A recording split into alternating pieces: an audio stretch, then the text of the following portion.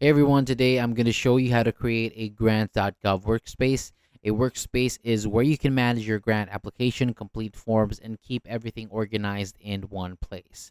So to start, go to Grants.gov and sign into your account. So once you are logged in, search for the funding opportunity that you want to apply for.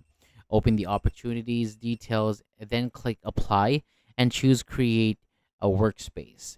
Next, enter a clear workspace name so that it is easy to find later.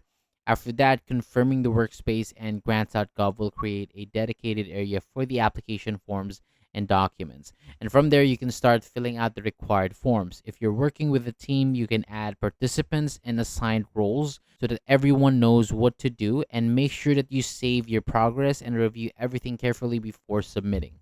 So creating a workspace helps keep the grant application process simple, organized, and easier to manage. So that is all for today. Thank you so much for watching. For more videos like this, hit the subscribe button below, and I'll see you on the next video.